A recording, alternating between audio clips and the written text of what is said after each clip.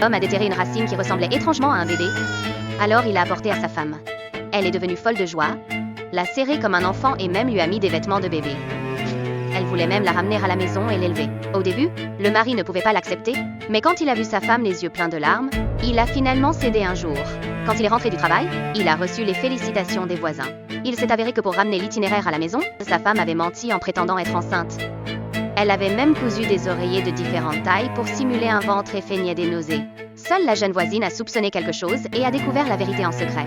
8 mois plus tard, la femme ne pouvait plus se séparer de la racine. Elle a simulé un accouchement prématuré en faisant toute une scène. Quand l'homme est rentré chez lui, il a découvert une scène terrifiante. La racine avait en réalité pris vie.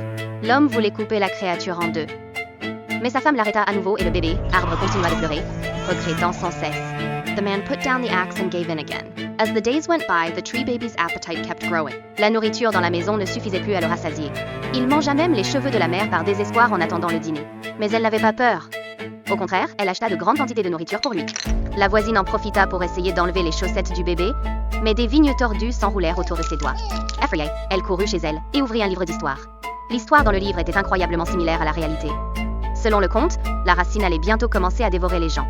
Quelques jours plus tard, le couple découvrit le squelette du facteur dans la pièce, alors que l'homme ramassait les os. Il accusa sa femme pour dissimuler la vérité. Il commença à livrer le courrier en secret, tandis que la femme achetait de grandes quantités de viande. Cela éveilla les soupçons d'une voisine âgée. Elle est allée voir secrètement l'enfant, mais n'a trouvé qu'une poupée. Alors elle a appelé la police. Le commissariat a envoyé une assistante sociale pour enquêter. L'épouse a tout fait pour l'arrêter, et finalement l'assistante sociale est devenue la deuxième victime.